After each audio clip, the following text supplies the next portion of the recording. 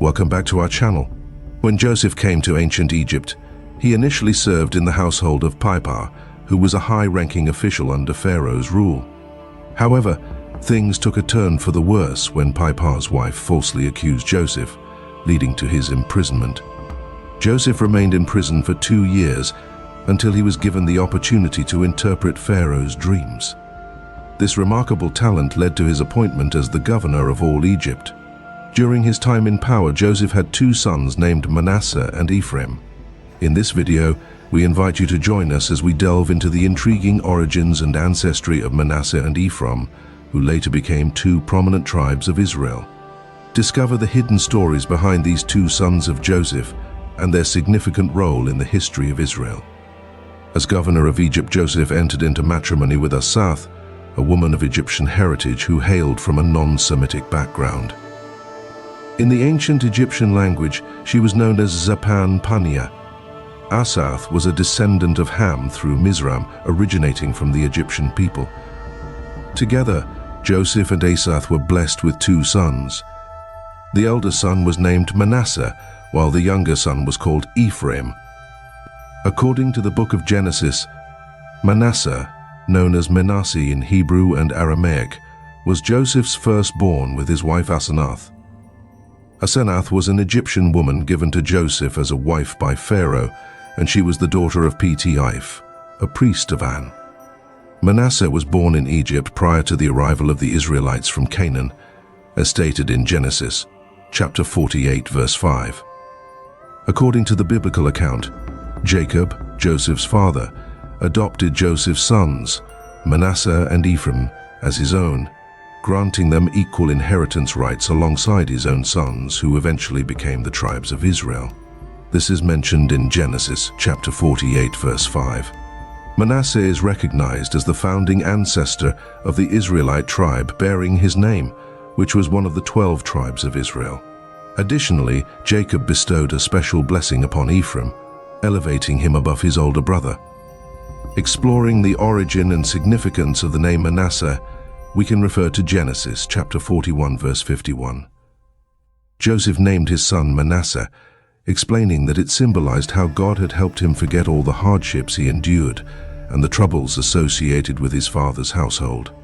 Interestingly, in Phoenician Hebrew, the name Manasseh signifies forget or forgetfulness. In Aramaic, the name carries connotations of weak or weakness, alluding to the challenging days Joseph faced, particularly during his time as a slave, which represented the lowest points of his life. In the Aramaic context, weakness is directly associated with the periods of decline that Joseph endured. In the Book of Chronicles, further insights into the life and background of Manasseh can be found. In chapter 7:14 it is mentioned, "These were the sons of Manasseh, his Aramean concubine, and her name was Bor, and Gilead was the father of Bor." From this passage, we gather that Manasseh's wife was an Aramean woman from Syria. The question then arises, where did this Aramean woman originate from? To all our viewers, I frequently cover the topic of the Hyksos in ancient Egypt. If you're not familiar with them, the Hyksos were groups of Semitic people who arrived in Egypt around 1900s BC. They settled there, and their descendants played significant roles in Egyptian society. These Semitic individuals not only integrated into Egyptian culture but also held positions of power, including pharaohs, governors, administrators, and rulers like Joseph. The Hyksos hold great historical importance as they were the first foreign rulers to conquer and govern Egypt. They likely originated from the region of Canaan, which encompasses present-day Israel, Palestine, Lebanon, and parts of Syria. Eventually, they established their capital in Avaris, located in the Nile Delta region of Lower Egypt.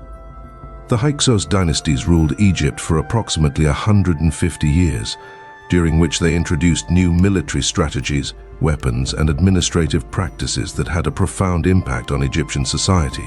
The fact that Manasseh, Joseph's son, married a woman of Aramean Syrian descent is quite fascinating.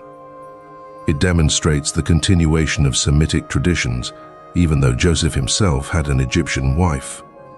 Manasseh's marriage to an Aramean woman showcases the enduring influence of Israelite traditions, which also trace their roots back to Semitic origins. This connection is evident in sacred scriptures, such as when Abraham instructed his Syrian servant to seek a wife from his own relatives for Isaac. Similarly, when Isaac blessed Jacob, he emphasized the importance of marrying women from their own Semitic relatives rather than Canaanite women. Now let's turn our attention to Joseph's second son, Ephraim. According to the book of Genesis, Ephraim's mother was Asenath, which makes him Manasseh's brother and the grandson of Petiophar and Jacob. Ephraim was born before the Israelites arrived in Canaan. In the book of Numbers, 3 sons of Ephraim are listed: Shua, Becca, and Tan. However, in 1 Chronicles, 8 sons are mentioned, including Ezer and Elad, who met an unfortunate end while attempting to steal cattle from the local inhabitants. After their demise, Ephraim had another son named Bara, who became an ancestor of Joshua, the son of Nun, and the leader of the Israelite tribes during the conquest of Canaan. According to the Bible, King Jeroboam, the first king of the northern kingdom of Israel, hailed from the house of Ephraim.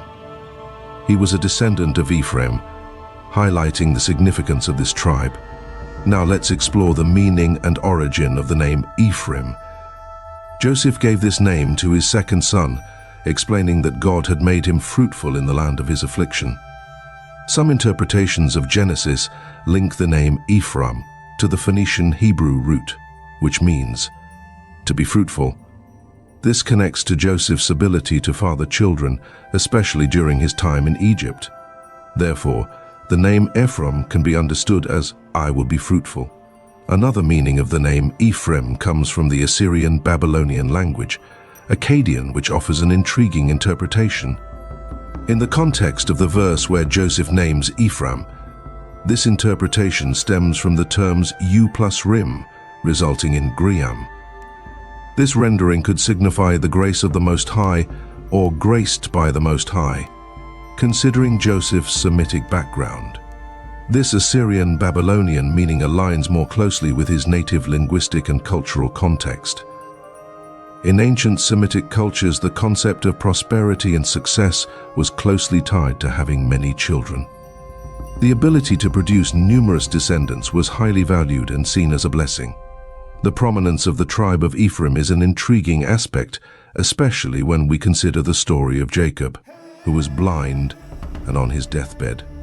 Despite the traditional practice of blessing the firstborn, Jacob chose to bless Ephraim before Manasseh, his oldest son.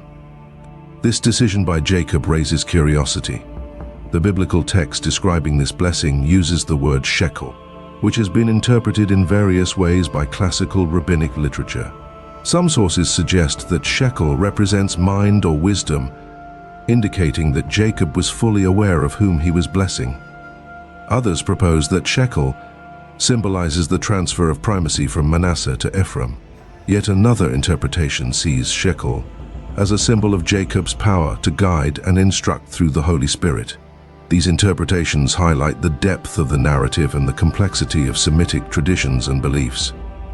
Jacob's blessing encompasses both divine wisdom and a reconfiguration of the destiny of the tribes of Israel. Classical rabbinic sources portray Ephraim as modest and selfless. According to these texts, Ephraim's remarkable humility and selflessness were so significant that Jacob prophesied Ephraim would surpass Manasseh, his older brother. These sources suggest that Jacob's righteousness was acknowledged by God, who upheld the blessing given in his honor, granting Ephraim leadership over all the tribes. This can be seen as a foreshadowing of Joshua, who would later emerge as the leader of the entire Israelite nation, comprised of the various tribes. When it comes to the tribes of Manasseh and Ephraim, their linguistic background is worth considering. It is known that they had mixed heritage because their mother, Asenath, was Egyptian as a result. They would have had a good understanding of the Egyptian language due to their Egyptian mother. Additionally, they would have been fluent in their father's language, Aramaic, and later learned the Canaanite language, which is now known as Hebrew. An interesting example of this linguistic diversity is found in the book of Judges, chapter 12. It tells the story of Ephraimite fugitives who were trying to cross the Jordan River. They were asked to say the word shibboleth to prove their identity. However, because of their Egyptian background, they couldn't pronounce it correctly and said sibboleth instead. This pronunciation difference led to their identification and subsequent punishment. In my opinion, this incident reflects the presence of regional dialects within the language spoken by different tribes of Israel.